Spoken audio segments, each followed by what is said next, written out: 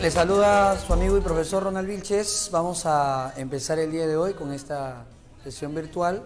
La idea es tocar temas importantes para que puedas estar forjando tu preparación académica, y vamos a dar algunos puntos claves, ¿no?, para afrontar este tipo de preguntas a un nivel preuniversitario, ¿no?, porque podemos tocarnos contra otro tipo de preguntas de mayor jerarquía. ¿Ya? Vamos entonces, muchachos, a hablar un poquito de virus y bacterias. Ambos son entidades causantes de enfermedades, aunque hay diferencias abismales, ¿no? Y una de las diferencias abismales es que en el caso de las bacterias hay presencia de célula, ¿no?, la unidad representativa de todo ser vivo. En el caso del virus no hay presencia de célula, hay material genético, pero no hay célula, lo cual no podría considerarse como un tipo de ser vivo, porque recuerda que hay una teoría que sostiene que todo ser vivo tiene que estar formado por una célula, al menos, ¿no?, por una célula, como el caso de las bacterias. Sin embargo, ambos pueden causar enfermedades tan letales y ambos podrían provocar pandemias, ¿no?, como las que se ha vivido en algunos momentos, entonces, y en la actualidad, la que estamos viviendo. Vamos a empezar hablando acerca de los virus, que son entidades submicroscópicas, infecciosas, con capacidad de generar algún tipo de enfermedad. ¿Está bien? La virología es esta ciencia que se va a encargar de estudiar a estas partículas infecciosas, como los virus. No solamente están los virus, también están, por ejemplo, los viroides. Profe, ¿qué cosa es un viroide? Un viroide se trata de un ARN infeccioso que comúnmente se presenta en las plantas. Sí, es una molécula alterada, y esta molécula que se alteró provoca deformación del fruto, algunas decoloraciones de las hojas, deformación de los tallos, enrollamiento de las hojas. Es un problema para un agricultor encontrarse, ¿no?, con este tipo de partículas infecciosas. Son los viroides, transmitidas principalmente por los insectos, ¿no? Algunos tipos de plagas podrían transmitir, en este caso, este tipo de viroides, que afecta solamente a plantas y están formados por ARNs monocatenarios, ¿ya? Monocatenarios. También tenemos a los priones. Los priones también son otro tipo de partículas infecciosas. A diferencia de los viroides, los priones son proteínas infecciosas, proteínas que también se modificaron y por lo tanto empezaban a generar alteraciones al sistema nervioso central, ¿no?, a todo el sistema nervioso central. Una de las, en este caso, alteraciones más severas fue la que se registró en las vaquitas, ¿no? No sé si se acuerdan ustedes de la encefalopatía espongiforme bovina, más conocido, como lo preguntaron por ahí en un examen, el mal de las vacas locas, ¿no? Entonces, esta enfermedad no era ocasionado por una bacteria, tampoco era ocasionado por un hongo. Lo que estaba generando esta enfermedad en las vacas, esa inflamación del encéfalo, era una proteína que había consumido en el pienso, ¿no? Y básicamente esta proteína dañaba severamente el sistema nervioso, generando esta forma, ¿no?, apariencia de esponja por los poros, los huequitos que generaban, y se le puso ese nombre, ¿no?, la encefalopatía espongiforme hallado en los bovinos. Pero como tuvo este tipo de signos, ¿no?, las vacas empezaban a tener comportamientos un poquito raros, ¿no?, se golpeaban con el madero, empezaban a convulsionar, les colocaron este nombre, el mal de las vacas locas, ¿no?, los priones. Profe, ¿solamente aparece en el caso de los animales? No, en el humano también. En el África se registró, por ejemplo, el curú, ¿no? Es también un problema por priones, y básicamente es por el consumo de cerebros infectados, ¿no? Sí, así es, ese es el curú. Pero nos vamos a centrar en el virus, profe. ¿Y por qué nos vamos a centrar en el virus? Porque es el más preguntado en los exámenes. ¿Sí? Es el más preguntado en los exámenes. Pero ahí hemos hablado un poquito de los viroides y de los priones. Un virus, muchachos, está definido como una asociación supramolecular. Cuando se juntan dos macromoléculas, entonces nosotros decimos que hay presencia de un nivel conocido como el nivel supramolecular, ¿no? Cuando se juntan dos macromoléculas, hablamos de un nivel supramolecular. Profe, ¿qué macromoléculas se juntan? Ácido nucleico más proteínas. Ácido nucleico más proteínas te forma una supramolécula. En este caso podríamos estar hablando de un virus. ¿Y qué características tienen los virus? La que he mencionado: no tienen células, ausencia de células, son acelulares. Como consecuencia de que no tienen células, no hay metabolismo propio. Así que en el caso de un virus, necesita de aprovecharse de una célula hospedera para que dicha célula realice el metabolismo por ella. ¿Qué es el metabolismo, profe? Conjunto de reacciones que van a formar moléculas complejas o van a degradar este tipo de moléculas, ¿no? De complejas a simples, catabólicas, y de simples a complejas, anabólicas. No tienen metabolismo propio.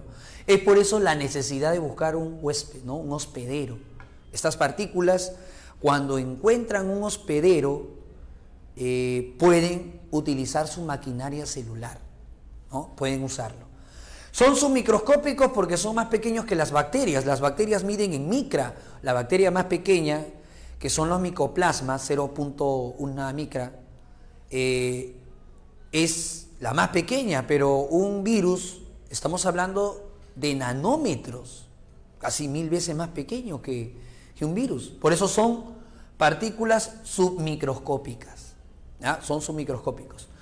Parásitos obligados, o deberíamos decir parásitos intracelulares obligados, entre comillas. ¿Por qué? Porque la tenia también es un parásito, las amebas también son parásitos, los oxiuros también son parásitos, pero son seres vivos. En cambio, en el caso de los virus, no hay presencia de vida, pero se aprovechan de una célula hospedera y por eso lo colocamos como parásitos intracelulares obligados. Así fue preguntado en un examen: ¿qué relación guardan los seres vivos con el virus? Parasitismo, ¿no? Pero hay que tener en cuenta que un parásito es un ser vivo, ¿ya? Otra característica es de que todo virus no se puede reproducir ni dentro ni fuera de la célula. No hay reproducción porque la reproducción involucra gasto energético. Así que ellos no se reproducen, pero, acá viene el pero sí se replican. ¿Qué diferencia encontramos entre la reproducción y la replicación? La diferencia, muchachos, es básicamente que la reproducción implica el gasto energético. La replicación no, pues obviamente no implica gasto de energía. Esa es la diferencia. Así que ten cuidado porque hay algunas premisas que dicen: los virus se reproducen dentro de la célula. Falso, ni dentro ni fuera. Los virus se replican dentro de la célula, usando su maquinaria celular, ¿ya? Otra característica también es que se cristalizan, son cristalizables los virus. Sí, al ambiente podemos encontrar virus cristalizados.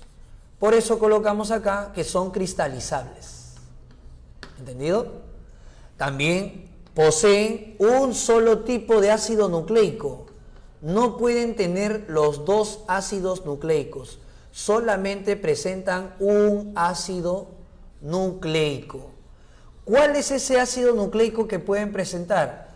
Puede ser el ADN, desoxivirus, si presenta ADN, como el caso del herpes, como el caso de la viruela, como el caso de la varicela, o ARN, y se les van a llamar ribovirus, como el caso de la sarampión, VIH, el SARS-CoV-2, que es el que está generando la enfermedad coronavirus, tiene ARN. Virus del ébola tiene ARN. Solo que este virus puede ser monocatenario, ¿no? Monocatenario, o también puede ser bicatenario.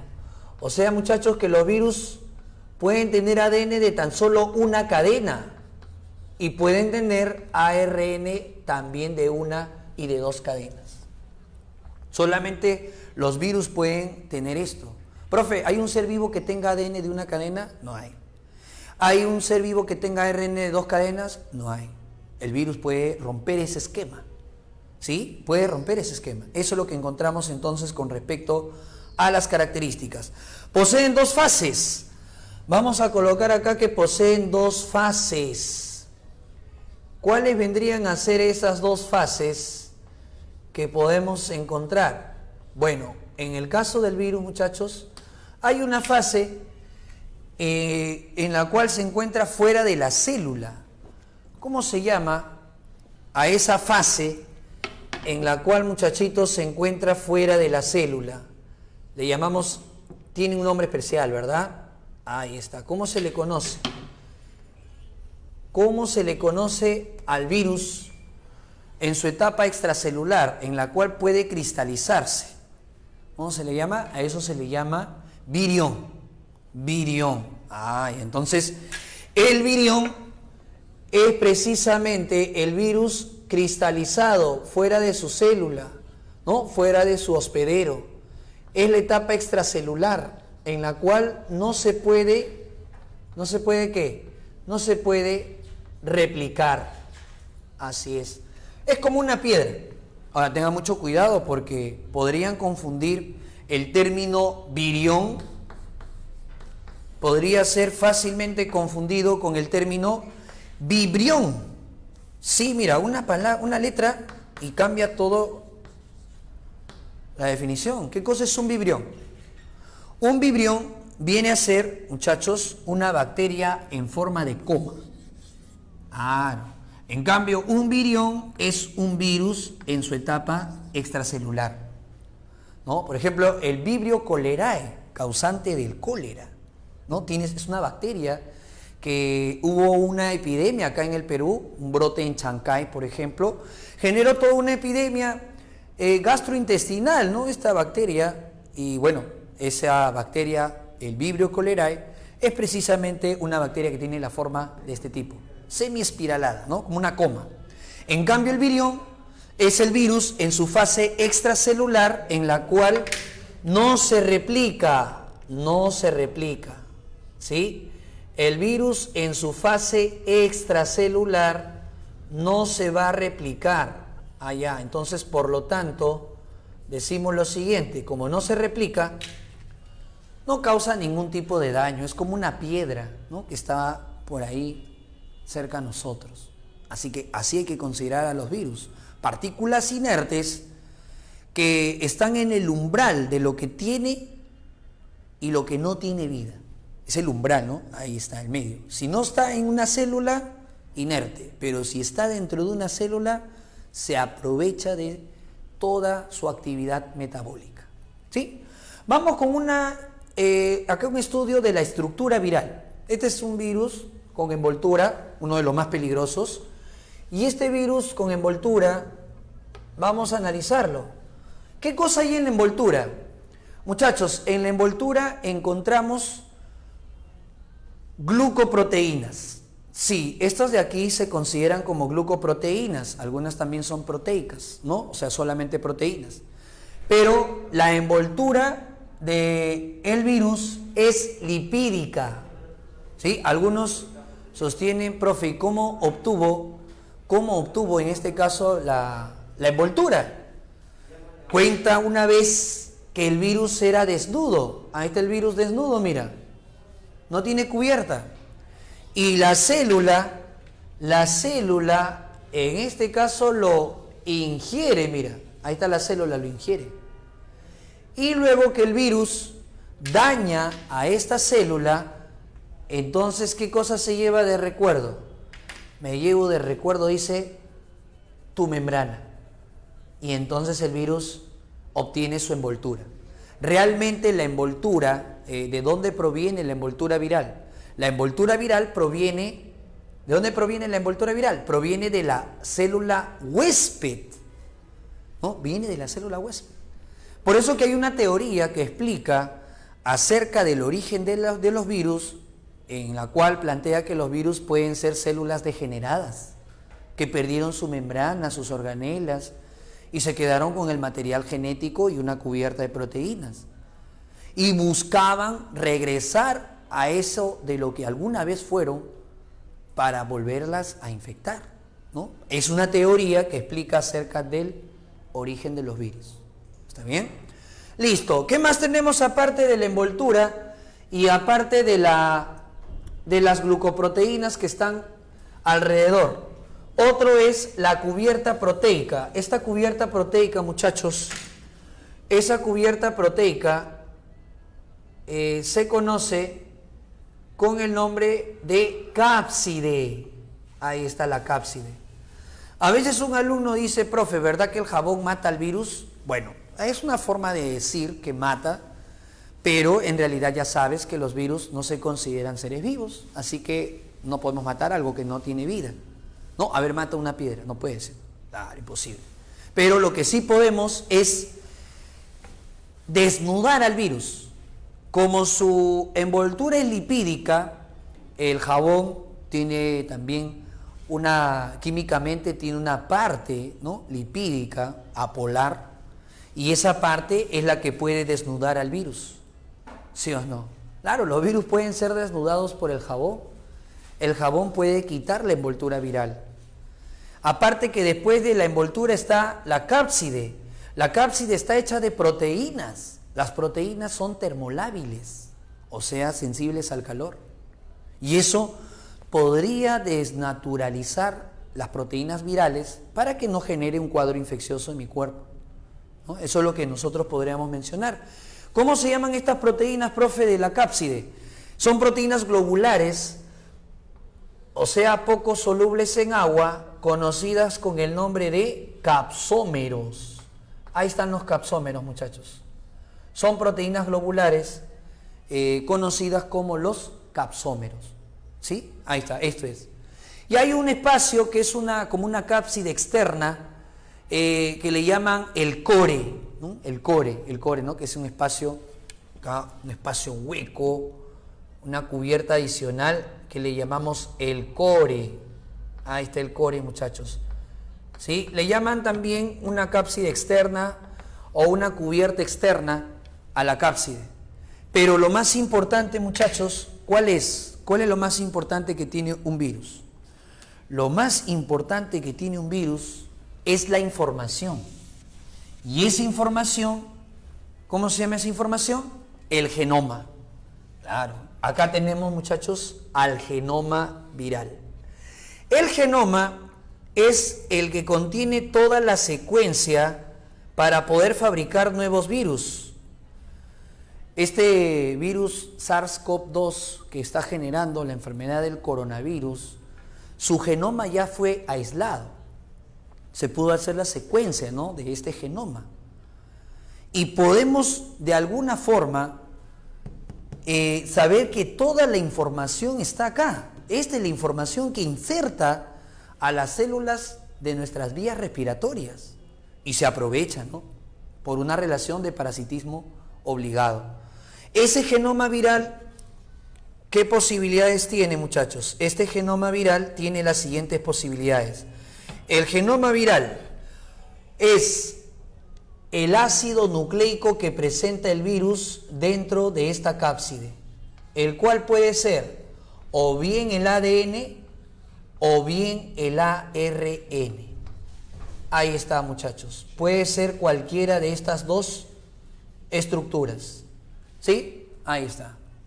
Hay algo importante también, que dentro de las proteínas que encontramos en el virus, hay algunas que son válidas poder destacarlas. Por ejemplo, ¿qué proteínas o qué tipo de proteínas podemos destacar en el virus? Yo considero una de las más importantes la retrotranscriptasa. Si hay algo que preguntar en los exámenes de admisión, yo arriesgo, ¿no?, y estoy casi seguro que podrían preguntarte sobre ella. ¿Qué hace esta enzima llamada retrotranscriptasa, que en algunos casos ya ha sido preguntado?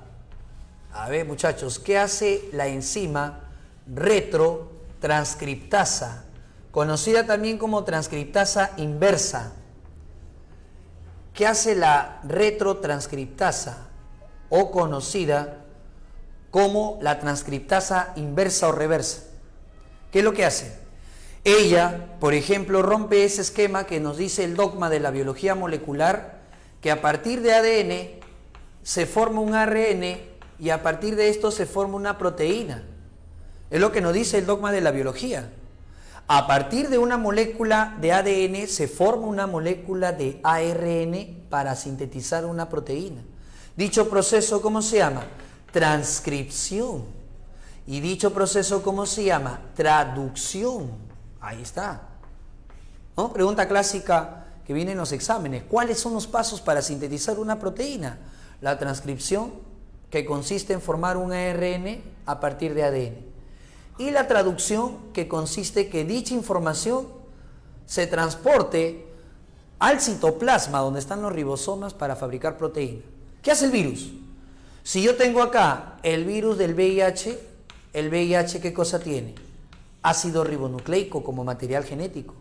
El genoma del virus es ARN del VIH. ¿Y qué hace con eso?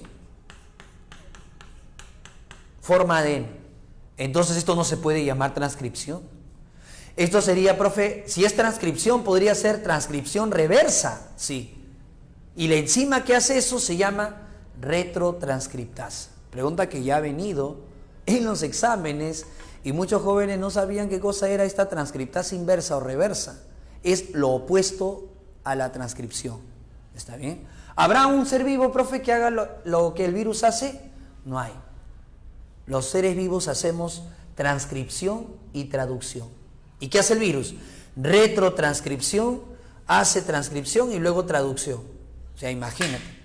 Vamos a poner acá esta enzima, llamada también la transcriptasa reversa, esta enzima retrotranscriptasa, o conocido también como la transcriptasa reversa.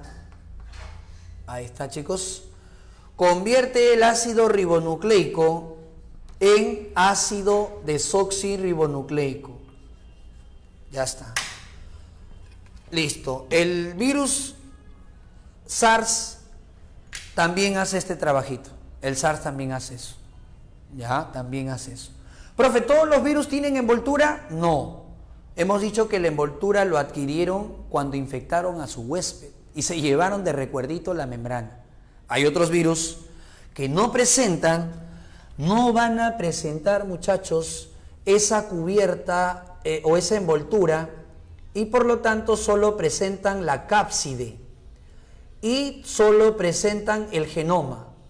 A veces por ahí en los boletines, en los exámenes, en los simulacros, te preguntan ¿y cómo se llama cuando el material genético solamente está con la cápside? ¿Cómo se llama eso, muchacho? ¿Cómo se llama eso?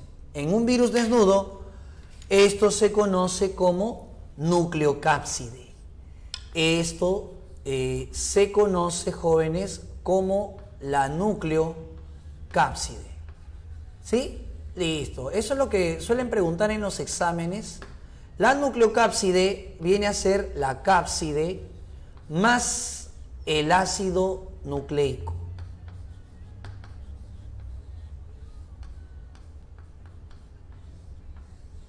¿Ya está? Vamos por acá. A ver, ¿qué más, profe? ¿Qué más? Un poquito de historia para poder saber, porque esto también es importante, que se registre cuál fue el primer virus patógeno, ¿no? El primer virus patógeno que está registrado, un poquito de antecedentes. El primer virus patógeno registrado, ¿quién ha sido, muchachos? Ustedes lo conocen seguramente. El primer virus patógeno se ha encontrado en la planta de tabaco. Sí, ¿no? Esta planta de tabaco, ¿no? Esta plantita de tabaco tiene o tenía la presencia de manchas. Y esta presencia de manchitas, ¿qué cosa denotaba, muchachos? Esa presencia de manchas denotaba que la planta estaba enferma. Y vino un personaje llamado Dmitri Ivanovsky, y él empezó a preparar un extracto de estas hojas para poder encontrar el responsable de esa enfermedad en la planta de tabaco. Pero ese filtro de porcelana solamente atrapaba bacterias y no pudo atrapar al causante del tabaco, porque obviamente el virus es más pequeño que una bacteria. El filtro de porcelana que usó Dmitri Ivanovsky era precisamente para bacterias. Pero al tratar de encontrar el causante de la planta del tabaco, de la enfermedad de la planta del tabaco, no logró. Luego vino Martinus Beijeri, y entonces él le llamó veneno. Virus viene de veneno. Y entonces las siglas, ¿cuáles fueron las siglas? Las siglas que se utilizaron fue el VMT. El primer virus patógeno que se ha registrado, muchachitos, el primer virus patógeno ha sido considerado como el VMT. ¿Y qué significa VMT? Virus del mosaico de tabaco. Eso es. ¿Quién lo identificó? Lo identificó en sus extractos de hojas y su filtro de porcelana, lo identificó Dmitri. Lo identificó Dmitri Ivanovsky. Ahí está. Dmitri Ivanovsky identificó, muchachos, identificó al primer virus patógeno. Así es. En la humanidad hubo también una pandemia provocada por la viruela, un tipo de virus dermotrópico, donde las células huésped son las células epiteliales, y causaba destrucción de toda la piel. Hay una pequeñita historia de Edward Jenner, ¿no?, que trabajó parte del método científico, y él se dio cuenta de algo muy importante. Mira, se dio cuenta que en un pueblito todos tenían viruela, pero los que no presentaban viruela eran los que ordeñaban a las vacas, y aplicó el método científico. ¿Qué dijo? ¿Por qué los que ordeñan a las vacas no presentan, en este caso, la viruela? Entonces aplicó el método científico, observación. ¿Qué cosa hay acá para que puedan, en este caso, quedar inmunes? Bueno, él se dio cuenta que en las ubres de esa vaquita tenían unas heridas con pústulas, y esto lo generaba un propio virus de las vacas que se llama la vaccinia. Claro, las vacas tenían su propia enfermedad viral llamada la vaccinia. Y al parecer, cuando venía alguien a ordeñar esa vaquita, entonces esta persona que ordeñaba a las vacas presentaba en su mano unas heridas y se contagiaba de esa enfermedad. O sea, se contagiaba parte de las heridas de la vaccinia. Es como que esas secreciones purulentas de la vaquita, de sus heridas, lo inmunizaba a la persona.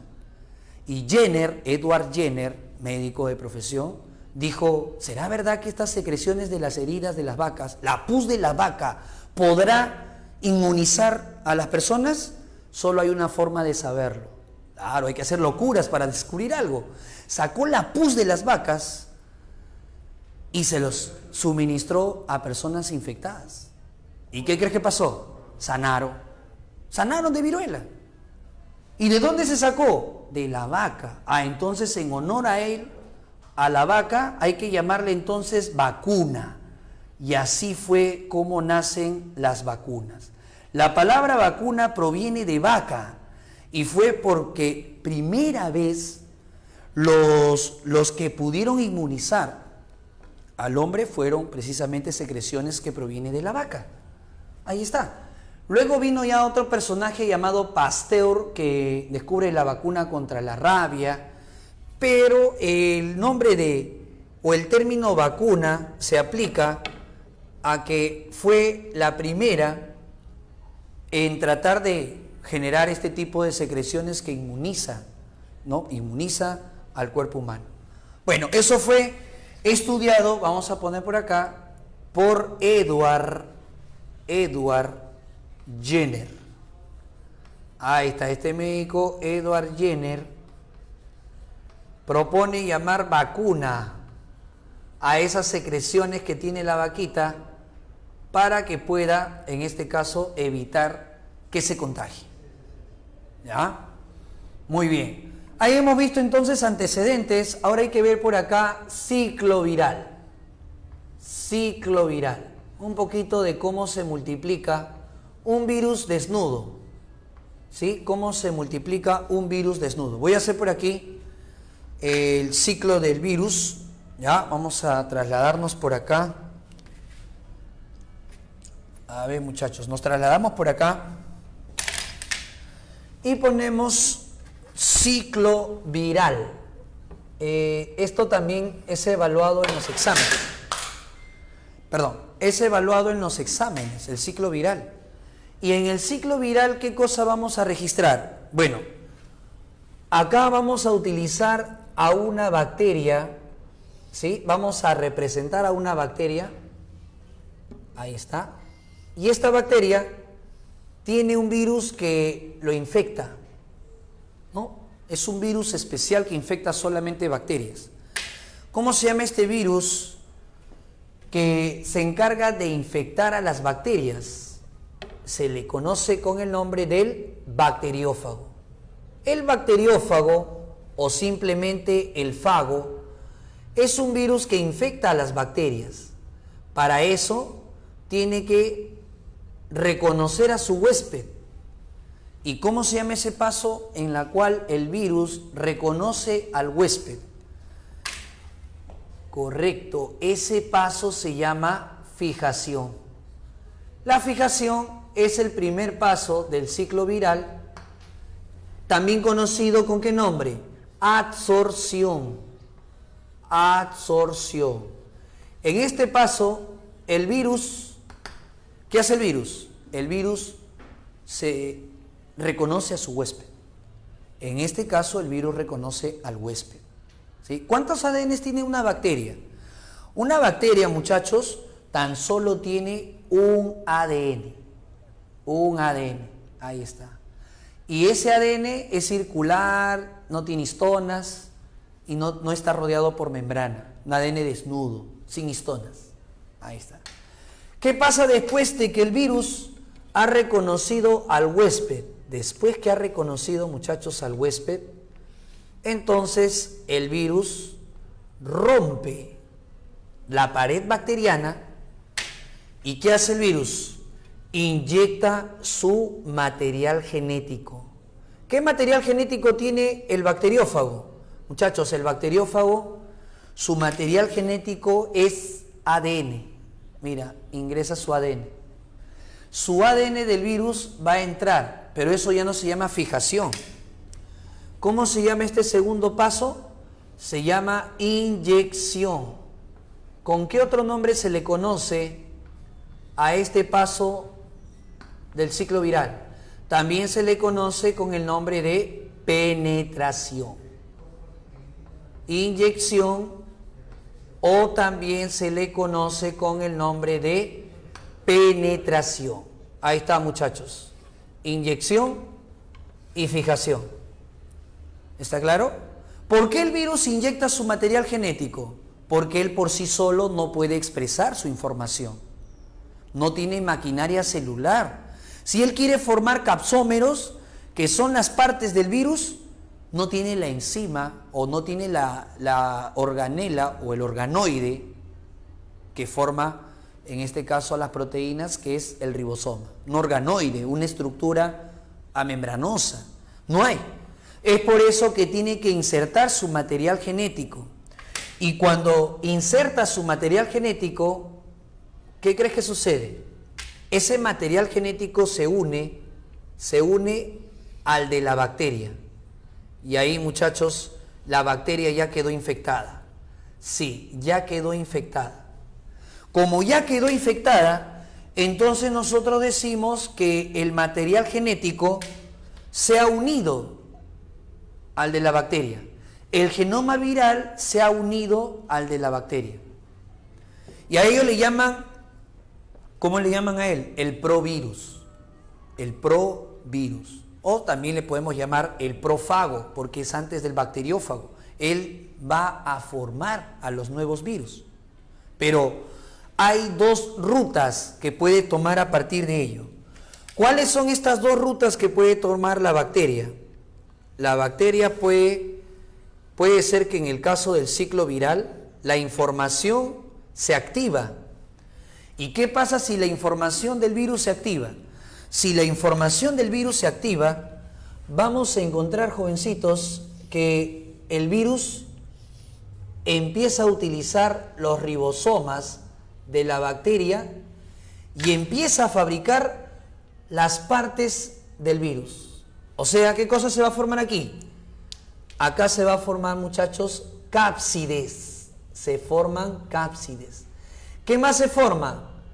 Genomas. También se forman genomas virales. Se forman cápsides y se forman genomas. Ahí está, se forman cápsides y se forman genomas. Todavía no se juntan, pero ¿cómo se llama esta etapa donde se empieza a producir el material genético? Si te preguntan, ¿en qué etapa del ciclo viral hay transcripción y traducción? Así puede preguntar en un examen. ¿En qué etapa del ciclo viral hay transcripción y traducción? En esta etapa. Acá. ¿Y cómo se llama, profe? La etapa se llama replicación. Esta etapa se conoce como la etapa replicativa. Se están formando nuevas partículas o nuevas estructuras del virus. Pero falta todavía. Una siguiente etapa va a poder armar a los virus. ¿Y cómo se llama, muchachos, esta etapa? Donde los virus ya se construyen. ¿Cómo se llama esta etapa donde se construyen los nuevos virus? Esto, muchachos, se llama ensamblaje. Ensamblaje.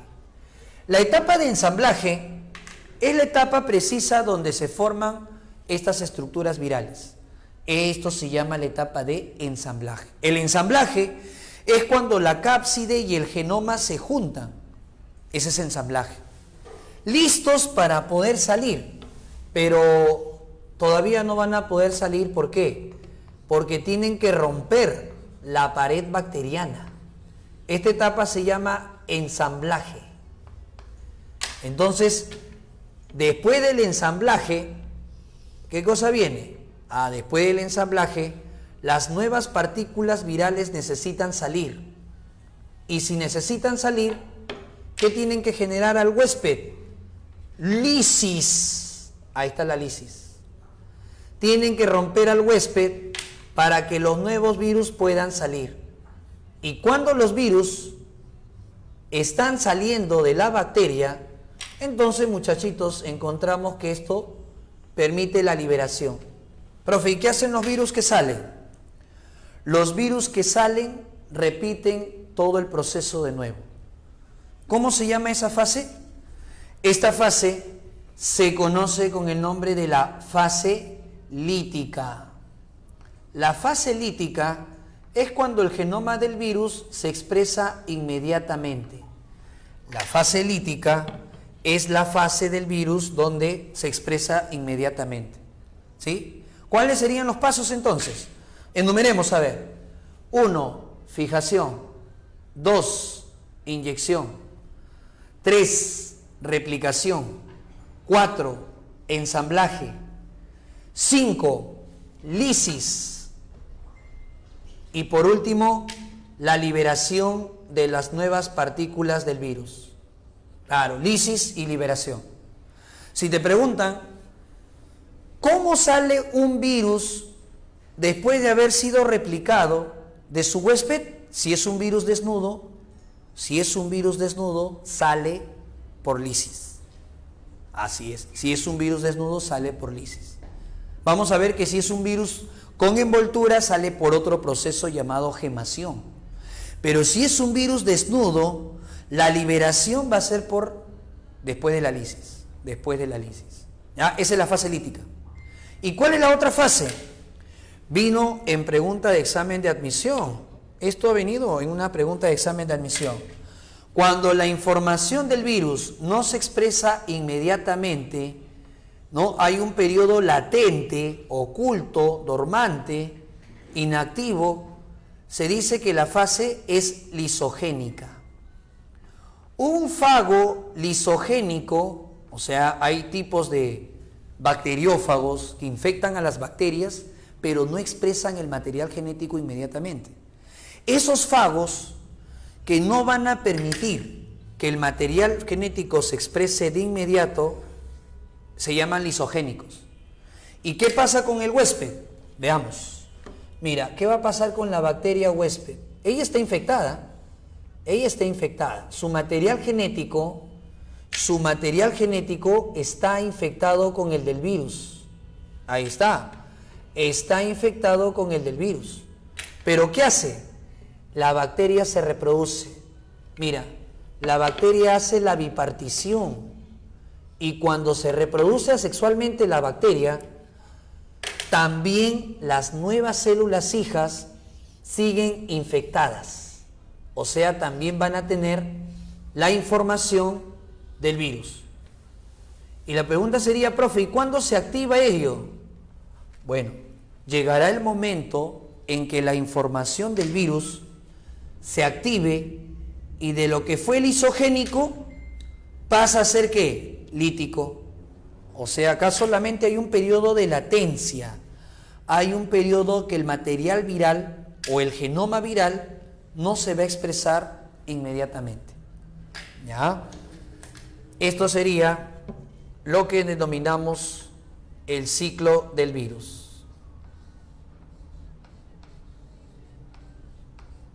¿Está bien? Y es algo muy importante, muchachos, ¿sabes por qué? ¿Sabes por qué es importante esto? Porque la biotecnología lo ha utilizado para beneficio. ¿Cómo así? Antes, para poder extraer la insulina, que es una proteína importante para el suministro de los diabéticos, de los insulinodependientes, se sacrificaban carneros, o sea, ¿no? El páncreas de los carneros. Actualmente, ¿qué es lo que se hace? Se saca, ¿no? El gen de la producción de insulina. Hay un gen en nuestro material genético que se encarga de la producción de la insulina. Tiene la información para la producción de insulina. Se corta ese gen. Hay unas enzimas de las bacterias que se llaman enzimas de restricción y cortan este ADN. ¿No? Así un término, decirlo sencillo, cortan el material genético. ¿Y qué hacen con ese gen? Lo ponen a un bacteriófago. ¿Y qué hace el bacteriófago? Lo inserta a una bacteria. ¿Y qué hace la bacteria? Empieza a producir insulina. O sea, se le ha colocado la información de la producción de insulina para que la bacteria se dedique a producir insulina. Y esto puede ser en una bacteria E. coli, ¿no? Esta bacteria se va a reproducir y al final va a haber una gran cantidad de insulina. ¿Sí? Va a haber una gran cantidad de insulina. Eso es lo que básicamente encontramos dentro de la biotecnología. Si te interesa estudiar biotecnología, entonces vas a tener que de repente por ahí estudiar este tipo de ciclo viral. A ver, vamos a leer, muchachitos. ¿Cómo lo bajo? Ah, ya. El COVID. A ver, más arriba aquí dice. Ya, a ver, profesor, los virus son sustancias de moléculas acelulares, no tienen metabolismo, Luz, así que, así es, Luz, los virus son partículas infecciosas, eso es lo que podríamos decir, Luz, ¿ya? ¿Qué más me dice?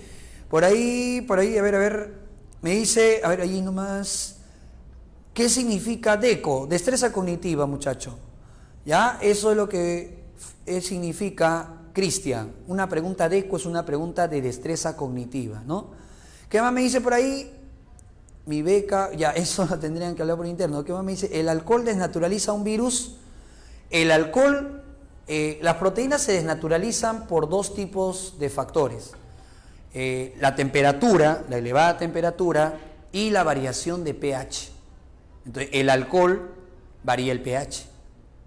Claro, si tú en este momento bebes alcohol, estás obviamente, en este caso, desnaturalizando parte de tus células, parte de las proteínas. Por eso se dice que es tóxico, porque el pH del alcohol es ácido.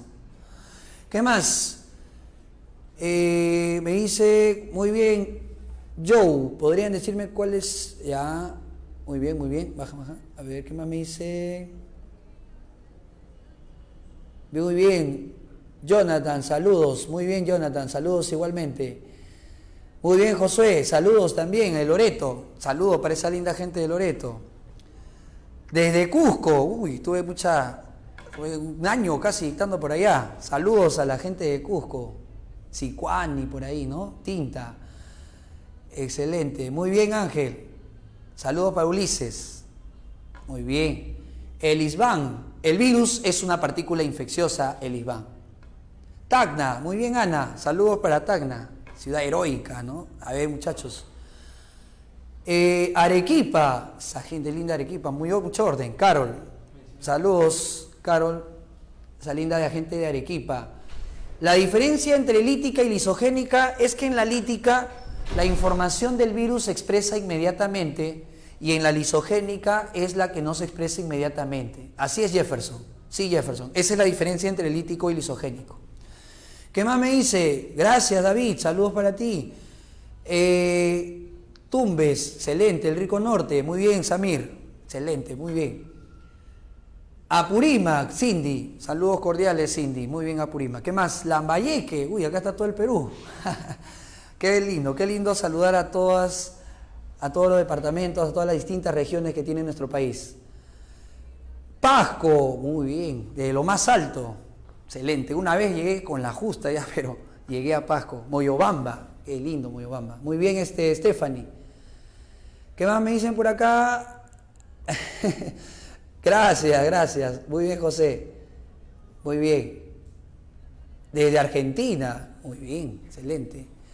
Muy bien, Lauti. Desde Puno. Kenny. Saludos. Rodley, también. Saludos. Huancavelica, Ángelo. Huanta, Marc. Ayacucho, María. Chimbote, Huancavelica. Muy bien, María. Jerry, desde Comas. También saludo para la linda gente de Comas, la gente comeña. Ya, a ver, si hay alguna consulta. Muy bien, Yesenia. Ayacucho, Ancash. Linda gente, muchachos. Excelente. Un gustazo que esta clase modesta, pequeña, llegue hasta tantas lindas ciudades del Perú. Gracias. Junín. Excelente, Junín. Muy bien, Nocli. ¿Tiene alguna pregunta, duda, consulta? A ver, acá me dicen, profe, ¿y la BCG de dónde nació? A ver, Ángel Quesquén. Ángel, la BCG es el nombre de un bacilo que se registró en las vaquitas, el bacilo de Calmette y Guerin.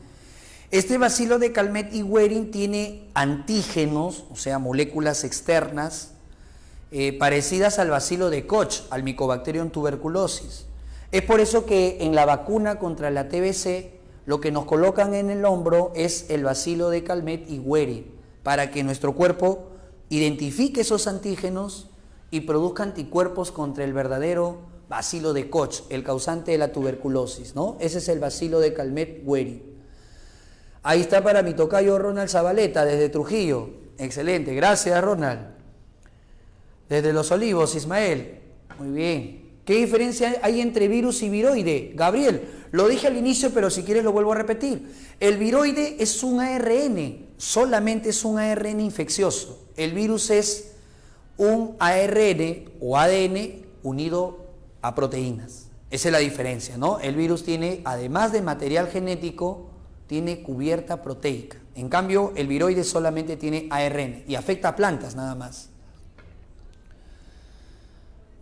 ¿Hay algún tipo de virus que sea beneficioso para nosotros?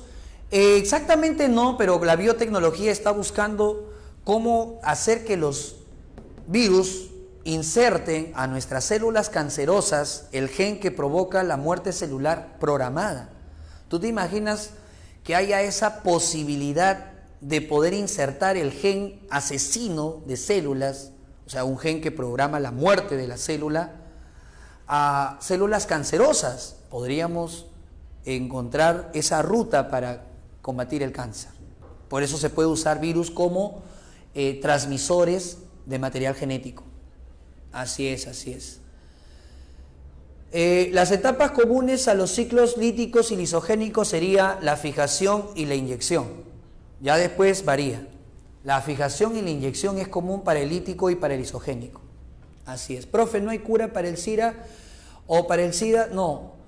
¿Qué se necesita para encontrar la cura? Bueno, básicamente para encontrar la cura contra el SIDA tendríamos que generar algunos compuestos que eviten que el VIH pueda fijarse con el huésped, que es el linfocito T4. Hay como una llave y cerradura entre el VIH y las células T4 y de repente, si encontramos bloquear esa fijación, podemos decir que encontraríamos ese tipo de cura. Ajá, así es, así es. ¿Alguna memotecnia para los virus de ADN y ARN? No precisamente, bueno, tú puedes crearte cualquier tipo de memotecnia, ¿no? Yo me acuerdo que para los virus de ARN, la moza rubia, sarabia, que tiene fiebre, algo así. La moza, mosaico, rubia, rubiola, la moza rubia, ¿no? Rubiola, en este caso que le dio fiebre, ¿no? En este caso la influenza, la fiebre amarilla, ébola, ¿no? Y el dengue, son de ARN. Eso más o menos era una memotecnia para los virus de ARN, aunque hay otros virus adicionales a los que he mencionado. Así es, Ángel. Listo. Bien. A ver, chicos, continuamos entonces por allá.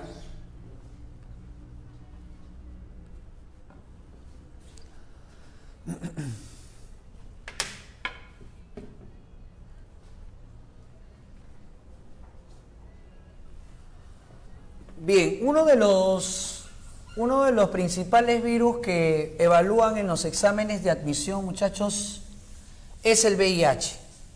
Sí, claro, es uno de los virus que no debemos dejar de conocer. ¿Ya? Es uno de los virus más preguntados en los exámenes. A ver, ¿qué cosas podemos mencionar respecto al VIH?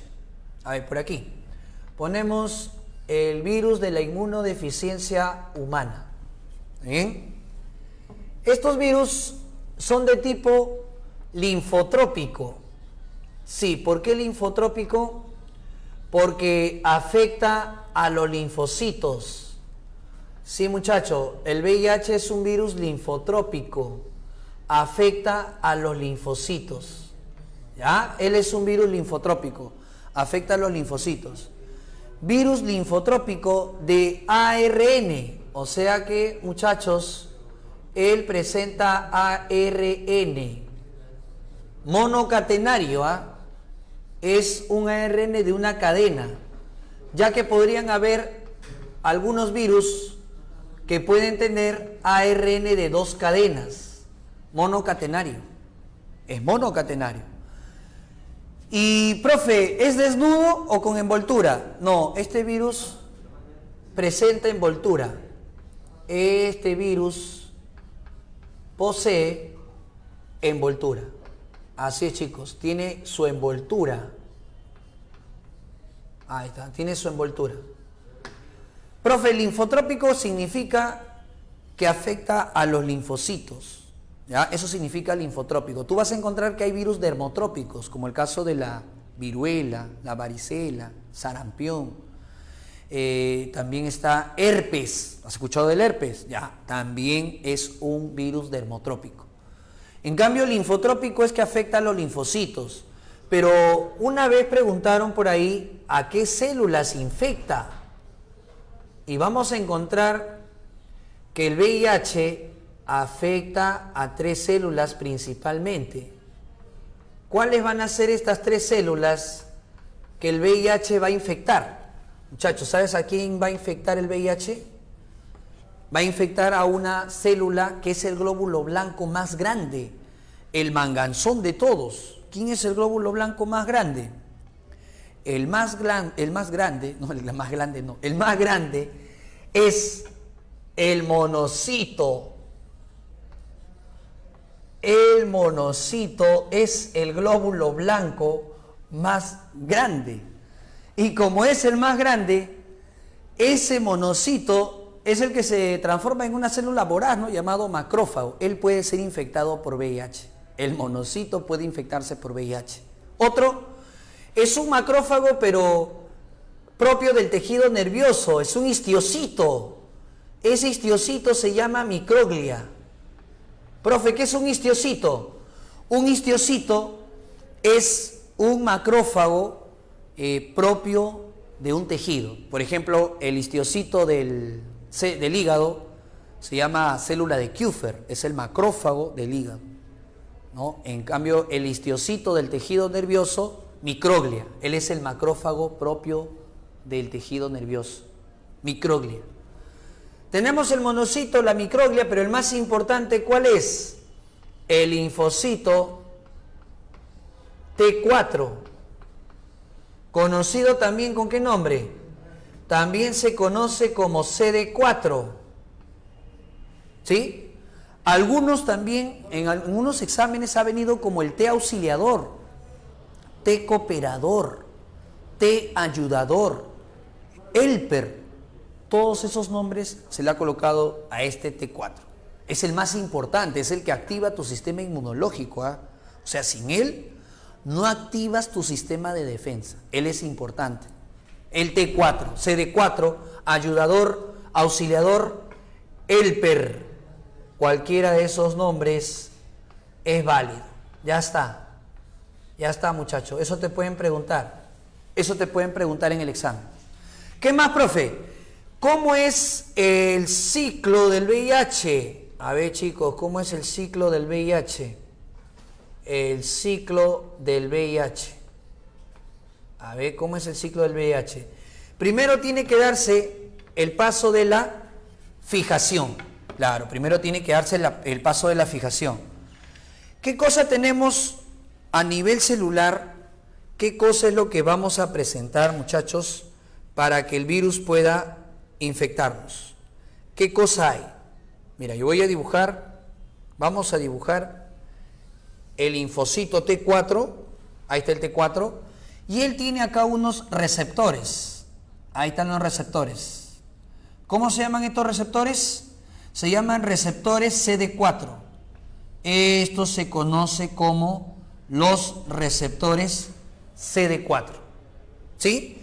Y si por acá tenemos al VIH, si por acá, muchachos, presentamos al VIH, más o menos chiquitito, ahí está, él tiene como una llave, sí, él tiene como una llave para poder fijarse al huésped. ¿Cómo se llama esa llave? Glucoproteína. Estas son las glucoproteínas que el VIH presenta en la superficie. Esas glucoproteínas, muchachos, que el VIH tiene en la superficie, van a funcionar como ¿qué? Ello va a funcionar como una pequeña llave. Ah, entonces, ¿cómo se llama, profe, esa glucoproteína? ¿Sabes cómo se llama esa glucoproteína? A ver, por ahí ustedes lo conocen, muchachos. Yo estoy seguro que lo conocen. ¿Cómo se llama esa glucoproteína? Ah, ¿cómo se llama? Esa glucoproteína se conoce, claro, se llama la GP120. Esto se conoce como la GP120. La glucoproteína 120 es precisamente como la llave que se presenta, ¿no? Precisamente para poder unirse al receptor CD4. Sí, esa llave que presenta se llama glucoproteína 120. ¿Y cómo se llama el receptor? El receptor que va a recibir esa glucoproteína 120 se conoce como el receptor CD4. El receptor se conoce como el receptor CD4. Hay preguntas de destreza cognitiva, o sea, preguntas DECO, en la cual te dice ¿en dónde debe reincidir el estudio para evitar la fijación? ¿En dónde debe reincidir? Claro, debe reincidir precisamente en la fijación, evitando que la GP120 se una con el receptor CD4. Si se evita eso, entonces podemos decir que no va a infectar a la célula. Claro, si nosotros logramos que esta glucoproteína no se una al receptor, estaríamos evitando el proceso de la fijación. Evitamos el proceso de la fijación. Así es, muchachos. Pero hay algo interesante que sucede. Hay algo muy importante que sucede en el proceso de la fijación, que debajo está otra glucoproteína. ¿Cómo se llama esta glucoproteína? Esta otra glucoproteína se llama la GP41. Sí, la GP41. Y hay algunos compuestos que se llaman correceptores que permiten la fusión de las membranas. O sea, hay correceptores que van a permitir la fusión de las membranas. En Alemania, por ejemplo, en Alemania se había detectado una familia que no presentaba, ¿no? Esta familia no presentaba receptores CD4. Y si no presentaba receptores CD4, no podían infectarlas. O sea, imagínate, podían tener el virus del VIH, pero no podían expresar la información. No había, en este caso, capacidad de que puedan expresar la información. Así que esa etapa, vamos a poner esta etapa, ¿cómo se le conoce? A esta etapa se le llama la fijación. ¿Ya? Los correceptores pueden ser utilizados, ¿para qué, jóvenes? ¿Para qué se utilizan los correceptores? Para que las membranas, tanto del virus como de la célula, se puedan unir. ¿Y qué pasa si se unen? Si se unen, acá está, mira, si se unen, muchachos, vamos a encontrar lo siguiente. Ahí está. Encontramos esta figura. Ahí está nuevamente el linfocito T4. ¿Está bien? Y acá encontramos la fusión de las membranas. Listo. ¿Y qué sucede cuando ese virus ha fusionado su membrana con el de la célula huésped? ¿Qué hace, muchachos, ese virus cuando fusiona la membrana con el de la célula huésped? Libera. ¿Qué cosa va a liberar? Acá va a liberar, ¿cierto? Va a liberar el genoma viral. Acá está liberando precisamente su genoma. ¿Cuál es el genoma que tiene el VIH? El genoma que tiene el VIH es ácido ribonucleico, ARN. Ese es el genoma, el ARN. Pero ¿con qué enzima transforma ese ácido ribonucleico en ADN? Hay una enzima, no sé si te acuerdas que lo mencionamos por allá, de color anaranjadito. ¿Cómo se llama la enzima que transforma ese ácido ribonucleico? La enzima se conoce como la retrotranscriptasa o transcriptasa inversa. Y así se forma el ADN. Así es como se forma el ácido desoxirribonucleico. ¿Te das cuenta? El ácido ribonucleico del virus,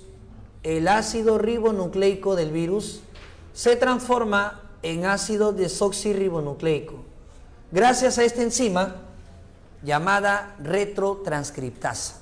Esta es la enzima, conocida también con qué nombre, transcriptasa inversa. Profe, ¿y de ahí qué sigue? Bueno, de ahí sigue, ¿no? De ahí podemos graficar ese estado. Ahí está. ¿Qué va a seguir? Que el núcleo que tiene el linfocito T4, este es el núcleo que tiene el linfocito T4, ese núcleo contiene el ADN de la célula. Si ese núcleo contiene el ADN de la célula, muchachos, ¿Con quién se tiene que unir ese ADN del linfocito T4? Se tiene que unir con el ADN del virus. ¿Y qué enzima, profe, hace eso? La enzima que hace ese trabajo se llama integrasa.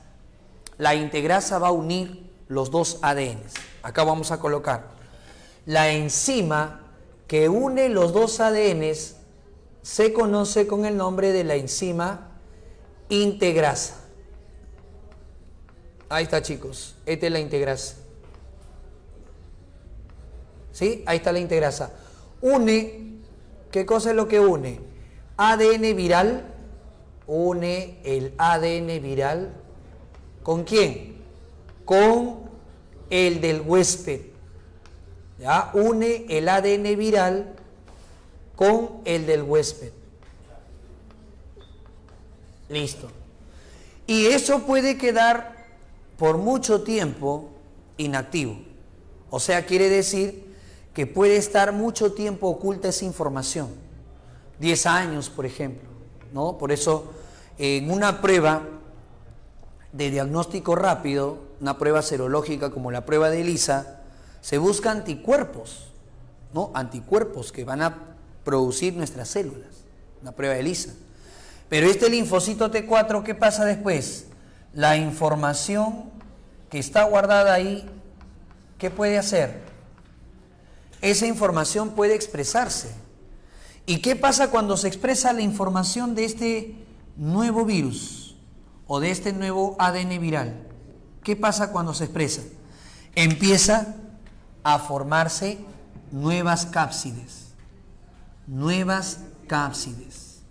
Y no solamente se empieza a formar nuevas cápsides, también se forman nuevas glucoproteínas 120 y glucoproteínas 41, las dos. También se forma nuevo genoma, nuevo ARN. O sea, se forman todas las partes de los virus, ¿ya? Y al final, profe, todo esto tiene que salir por un proceso llamado gemación. Ahí está, ¿no? Todo esto tiene que salir por un proceso conocido como la gemación. Ahí está, ¿no? Entonces, una diferencia entre el virus lisogénico, o mejor dicho, el virus con envoltura y el virus desnudo, es que el virus con envoltura sale por gemación. En cambio, el virus desnudo sale por lisis. Eso lo preguntan bastante en los exámenes. ¿Ya? No te olvides eso entonces, muchacho. Muy bien, jóvenes.